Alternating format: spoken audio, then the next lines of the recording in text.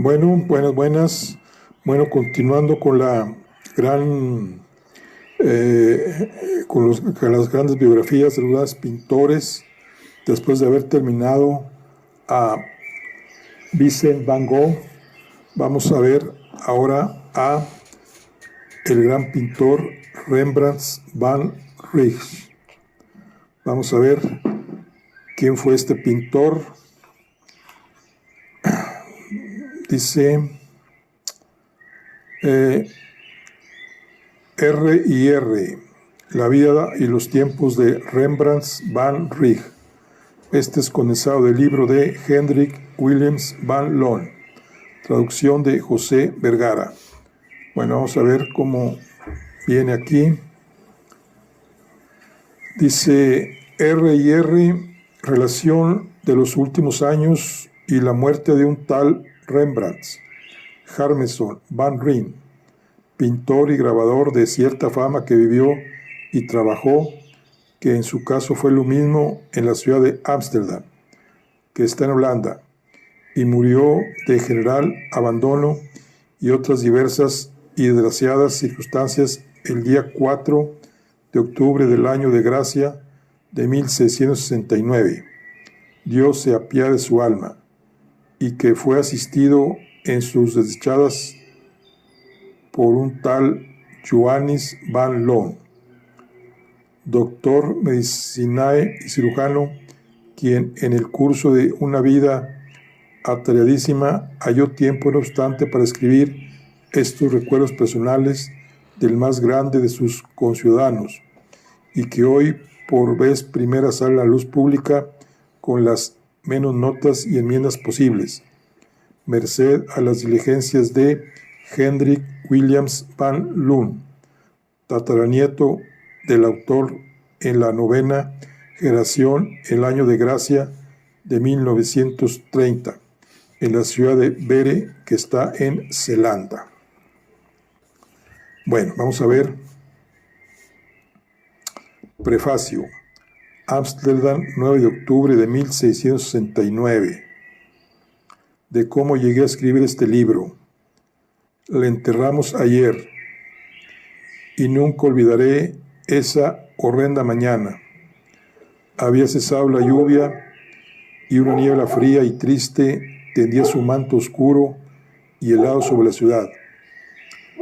En la calle desierta, el pequeño grupo que componía el duelo permanecía silencioso a la puerta de la iglesia, esperando la llegada del ataúd.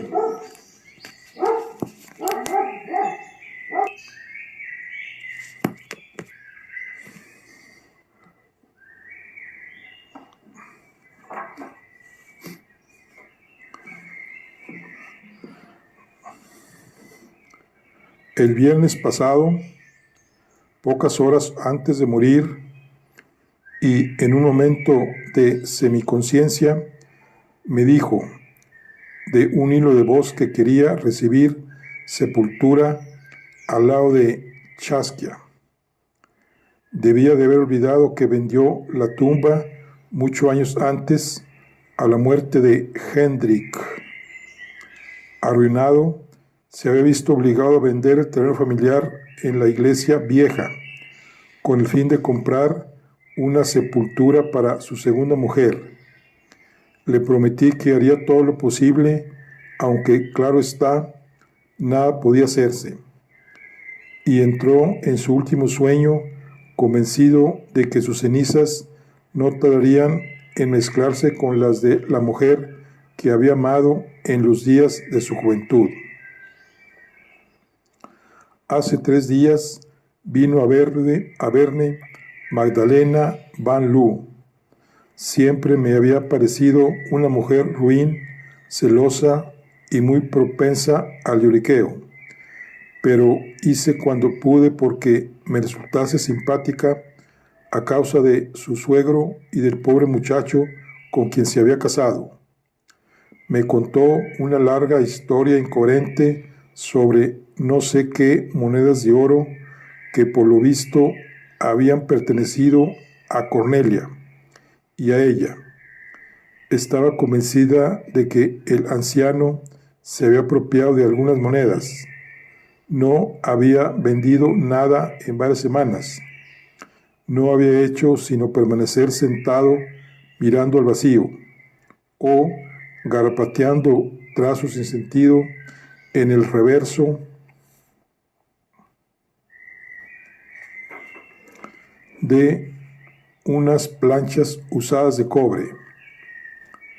No tenía un céntimo cuando murió Titus, pues el tío Eugenburs había pagado el entierro.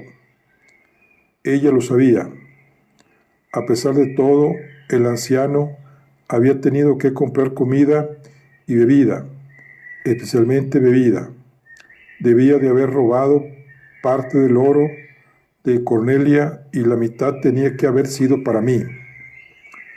Para cambiar el tema de conversación, le pregunté si había ido a verla el sacristán para decidir sobre el entierro.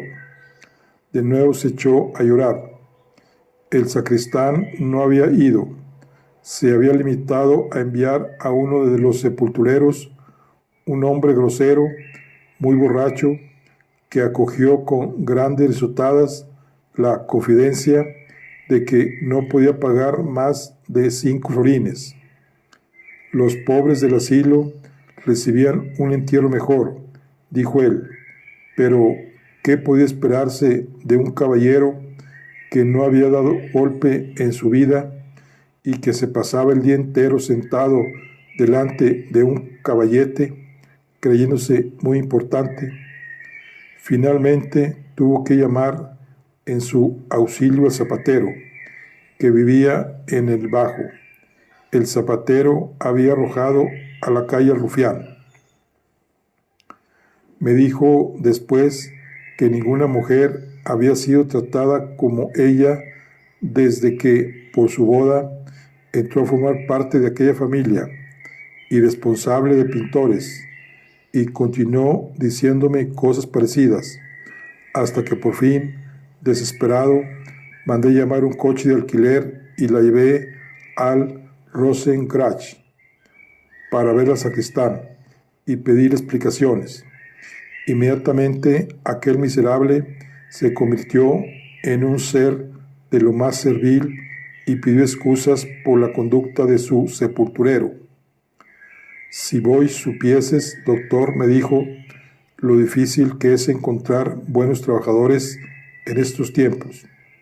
Le dije que se callase y después de alguna discusión nos decidimos por un entierro completo.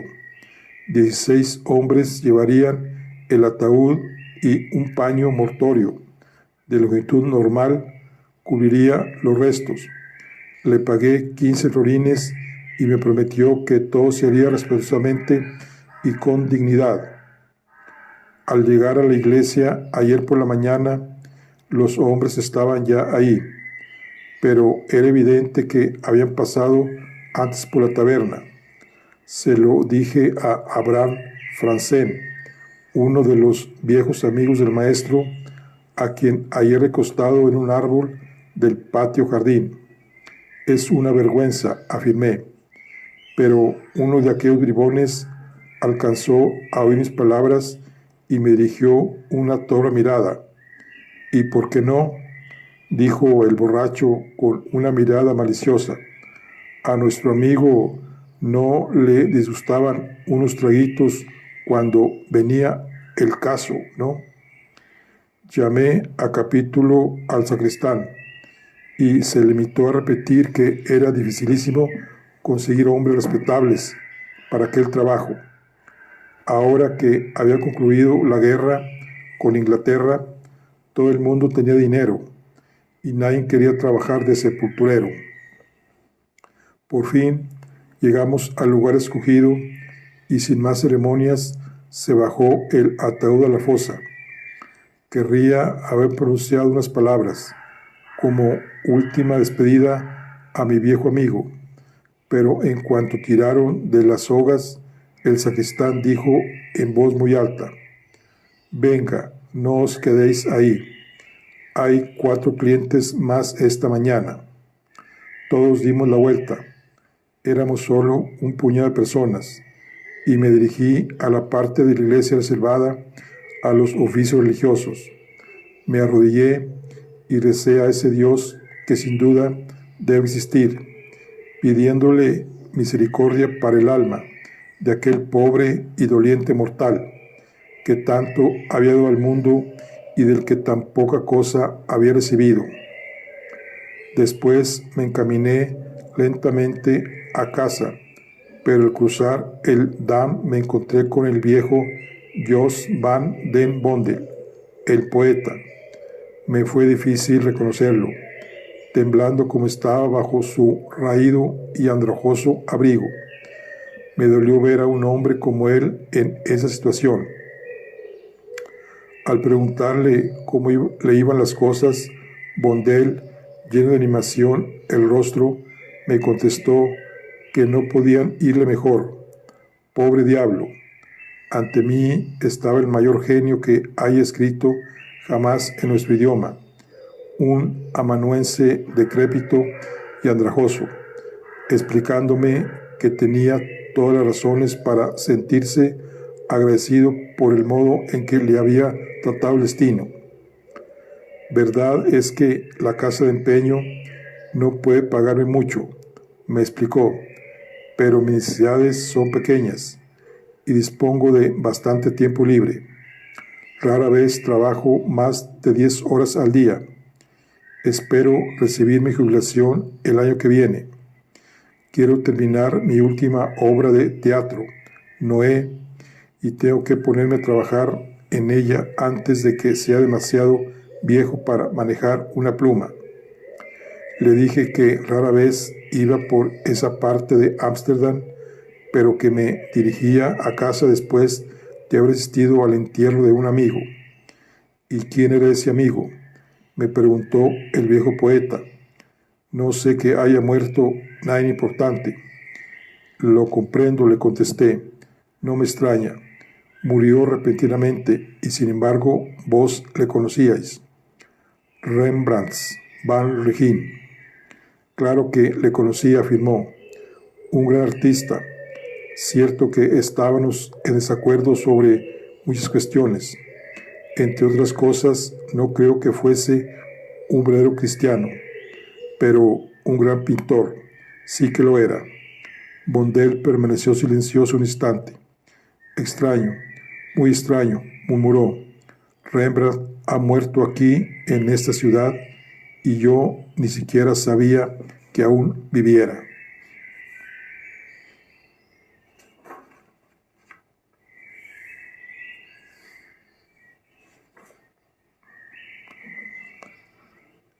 Hofix, Borbón, 23 de octubre de 1669.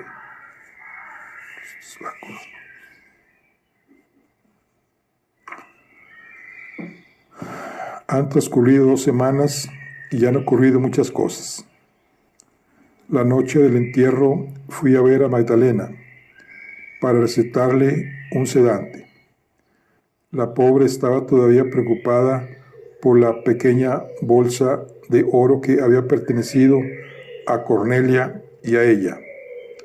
Días más tarde, Cornelia encontraría la bolsita entre un montón de sábanas limpias, pero a la sazón, Magdalena todavía sospechaba que Rembrandt había robado el dinero de su hija y por ello gimió y se lamentó hasta quedarse por fin dormida. Volvió al hospital y escribió una carta para su señoría Constantini Huygens de la Haya. Huygens anduvo en tratos con el pintor recién fallecido, cuyo genio siempre había admirado. 3 días después recibí la respuesta del anciano y famoso diplomático que debía de contar ya bastante más de 70 años. Vuestras noticias, mi querido doctor, me han conmovido profundamente. Conocía bien a ese hombre extraordinario, hijo de un molinero, a quien los dioses habían concedido dotes tan excepcionales. Qué final tan triste, mas tal parece ser el destino de aquellos que osan alcanzar las cumbres del alto Olimpo. En cualquier otro país se le habría considerado digno de un funeral nacional. Los reyes se hubieran sentido honrados por marchar tras el féretro. Soy ya viejo, amigo mío, y vivo alejado del mundano ruido. Después de tan tristes acontecimientos, seguro que necesitaréis un cambio. ¿Por qué no venís a visitarme unos días? Comunicadme la hora de vuestra llegada y un carruaje os esperará en Beur. Desde ahí no hay más que un paseíto hasta la humilde casa de vuestro fiel y obediente servidor, CH. No tenía razón alguna para negarme. El joven Williams estaba estudiando en Leiden. Yanté, mi buena ama de llaves, podía ocuparse de la casa, y mi primo Fijo, uno de los Van Loon de Frisia, establecidos en Ámsterdam 3 años atrás, de mi clientela. Contesté que aceptaba la invitación encantado, y a los 3 días me embarqué para el sur. El viaje fue agradable y aburrido, como debe serlo un viaje agradable, y en Beur me esperaba Peter, el viejo cochero. Al cabo de 1 hora estaba ya aquí, en Holtwig, sentado ante un alegre fuego, en el cuarto del chaflán que también conocía. No recuerdo otras vacaciones en que haya disfrutado más, y vacaciones han sido hasta ahora, en realidad, amenizadas por la buena.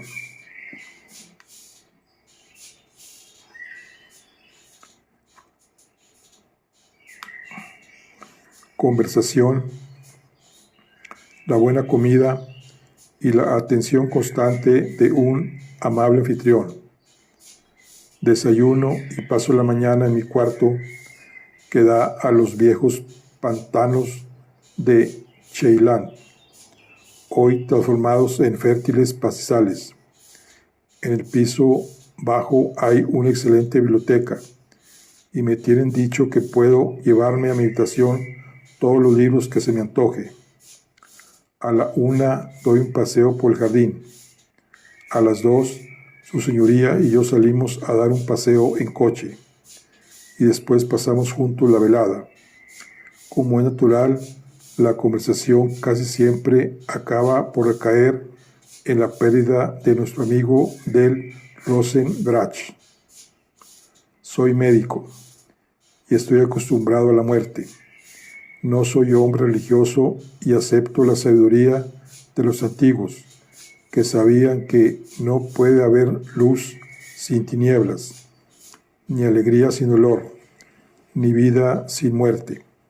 Lo que me preocupa, pues, no es tanto la muerte de Rembrandt. Dios sabe que la vida le ofrecía bien pocas satisfacciones, como la comprensión de la absoluta futilidad de los empeños humanos. A veces temo las conclusiones a que esta clase de razonamiento pudieran llevarme, y ayer su señoría me amonestó severamente sobre los peligros de tal género de especulación. Id con cuidado, me dijo, de lo contrario voy a tener que comunicar vuestras dudas a mi vecino Spinoza, el sabio judío, que las meterá en una colada de filosofía cartesiana y baconiana y las blanqueará después a la luz de su propia lógica implacable. No, le contesté, eso no resolvería el problema. Conocí a Baruch Spinoza hacía tiempo, antes de que sus correligionarios intentaran tan piadosamente asesinarle. un hombre encantador, un hombre muy sabio, un hombre honrado, pero estoy un poco cansado de esos filósofos que se esfuerzan por tejer su vestimenta espiritual con el hilo de su propia conciencia interna. Mis inquietudes no son teológicas. No es la suerte del pobre Rembrandt lo que me preocupa. Él o está más allá de todo o anda empeñado en el problema de reducir la luz eterna a unas cuantas manchas de amarillo cromo y albayalde. No, es otra cosa. No tanto los muertos como los vivos. Exactamente. Desde que conseguimos la libertad, nuestra tierra ha sido generosamente favorecida por la providencia. Hemos convertido un pantano en una nueva Roma. Tenemos bajo nuestro gobierno negros amarillos, cobrizos, millones de seres humanos en el mundo entero. Probablemente contamos con una flota mayor que la que ninguna otra nación y al parecer nunca nos falta dinero. Abastecemos al mundo de granos, pescado, barbas de ballena, lino y curtidos, y nuestros almacenes rebosan de nuez moscada y pimienta. Entre negocio y negocio hacemos una guerra a dos, y nuestros compatriotas acuden a la iglesia a rezar por la victoria, y vuelven después a amasar un poco más de dinero y especulan con tulipanes, con aceite de ballena de Spitsbergen y con los solares de la ciudad de Ámsterdam. Y sin embargo, no es el hecho de que seamos ricos lo que me produce tanta inquietud con respecto al futuro, sino lo que vamos a hacer con tanta riqueza. Mientras nuestros comerciantes siguen obteniendo ganancias del 100%, comprando cosas por un florín y vendiéndolas por 2, no hacemos preguntas.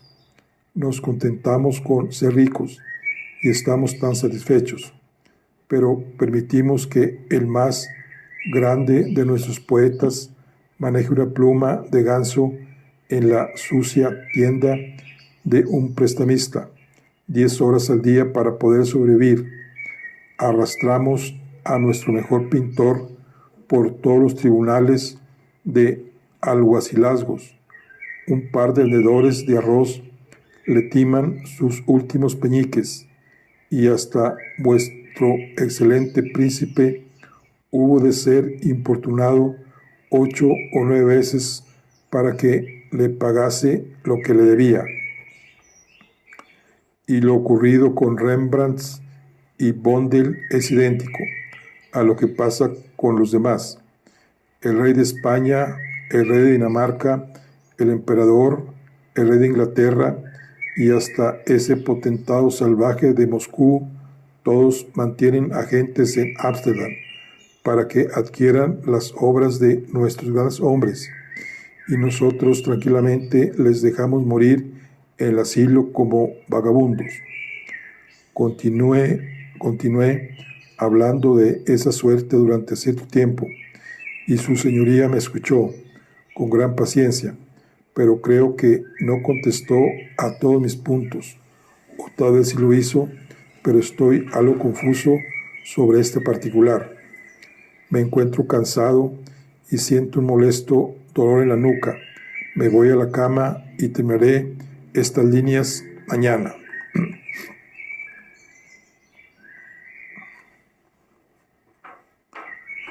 Jodwick, 20 de diciembre de 1669. Durante algún tiempo ha parecido como si no fuese a existir un mañana.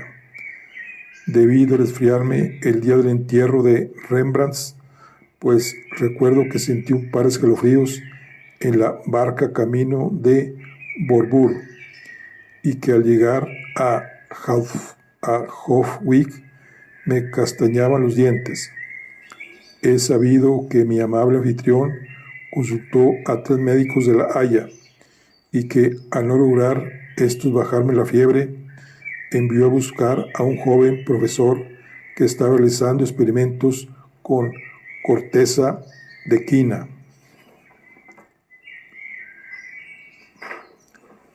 En Leiden, y que me ha aplicado su tintura.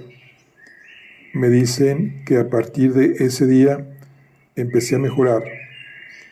La corteza de quina ha sido muy eficaz. La utilizaré con mis pacientes cuando vuelva a la consulta. O quizá hayan sido los excelentes cuidados que me ha prodigiado mi buen anfitrión los que han impedido que me una a la gran mayoría. En cuanto me permitieron sentarme en la cama y empecé a interesarme de nuevo por las cosas, observé lo que tanto solía preocuparme en pacientes, que estaba mentalmente agotado y que no podía librarme de unos cuantos pensamientos sencillos que se repetían una y otra vez en mi mente hasta darme ganas de gritar. Confieso que la muerte de Rembrandt me ha impresionado más que ningún otro acontecimiento de mi vida. Llegué a Hodwig obsesionado por su triste destino, y hasta que caí enfermo prácticamente no pude pensar ni hablar de nada más. Durante la fiebre, en mi delirio, según me dijo su señoría la semana pasada, hice mías las luchas y vicisitudes de Rembrandt. Sin duda mereció mejor destino, pero yo solía tener cierta serenidad filosófica y aceptaba las injusticias de este mundo con gran ecuanimidad.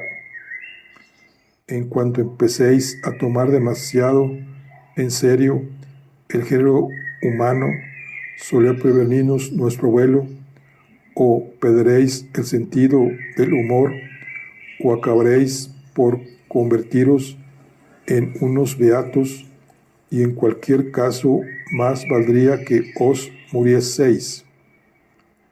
Siempre había logrado ceñirme a ese punto de vista sabio y tolerante, pero ahora no podía librarme de la obsesión de que en alguna medida era yo responsable de la muerte de mi amigo, y no podía borrar de mi pobre y fatigada mente la imagen de aquella última y terrible mañana con los irrespetuosos individuos que llevaban el féretro y los sepultureros borrachos y soeces que manejaban aquel sagrado ataúd,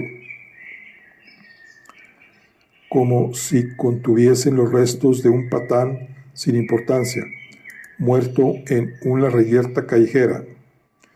Y no obstante, si la vida, la mía por lo menos, debía continuar, tenía que olvidarme de todo aquello. Lo sabía, y al mismo tiempo me era imposible hacerlo. Ni el mismo infierno podía caber tanto horror como el que yo experimenté aquellas semanas intentando restablecer mi salud y recuperar mi equilibrio mental.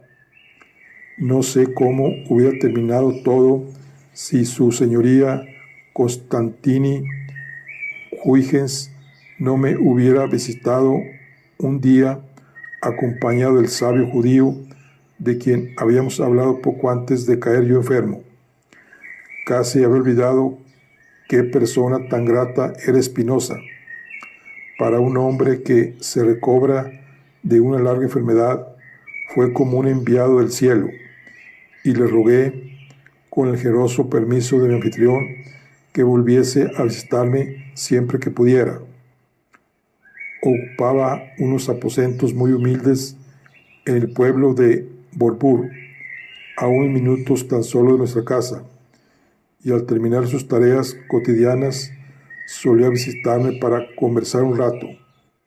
Admiré la liberalidad de espíritu de mi anfitrión, ya que en La Haya no tardaría en saberse que el hereje más peligroso de la época acudía a Hodwig con frecuencia, pero como su señoría se limitó a encogerse de hombros, yo no dejé que el asunto me preocupara y continué disfrutando las visitas de aquel joven judío de sagaz mirada que hablaba con suave acento portugués y que realmente parecía creer que todas las verdades eternas podían reducirse a ecuaciones matemáticas. No sé si mi anfitrión hablaría o no de mi extraña aflicción a este amable y bondadoso profeta, pero cierto día Spinoza, de la manera más delicada, sacó a relucir el tema de Rembrandt, lo mucho que le había afectado su inesperada muerte y cuánto había admirado su obra. Después me pidió que le hablase de los últimos días del gran maestro y de su entierro. Como es lógico, lo hice con suma complacencia y él repitió su imitación durante 3 días consecutivos. Doctor, me interrumpió por fin, por ese camino iréis a parar a un asilo de lunáticos, y según me dicen, no es demasiado agradable. Con una calma y claridad de visión desacostumbrada, contesté, sí, amigo mío, ya lo sé, pero ¿qué puedo hacer por evitarlo? Su contestación fue totalmente inesperada. Escribidlo todo y liberaos de ello antes de que perdáis el juicio. Ámsterdam, 3 de abril de 1670. La receta ha sido eficaz y ahora, en mi vejez, me veo de la manera más inesperada convertido en autor. No me propuse escribir un libro, pues soy médico y no escritor, pero ¿qué importa? Estas páginas serán cuidadosamente empaquetadas y guardadas con mis demás enseres. No tienen valor literario. A mi hijo no le interesan estas cuestiones y mi obra nunca se publicará. Rembrandt, si de algún modo lo sabe, comprenderá. Y así me despido de esta obra de amor que tan útil me ha sido durante los días de mi convalecencia. He de volver al oficio de vivir. De ahora en adelante mi mano solo tocará el escalpelo. Sea tan fiel y honrado en todo como lo fue ese pincel que está ahora sobre mi mesa, único recuerdo tangible del más querido de mis amigos y del hombre más grande de mi nación, Jan van Loon. Bueno, pues este es lo que es el prefacio de que por qué escribió el doctor este libro. Vamos a ver, nos trasladamos ahora sí al capítulo 1. Vamos a irnos por capítulo 1.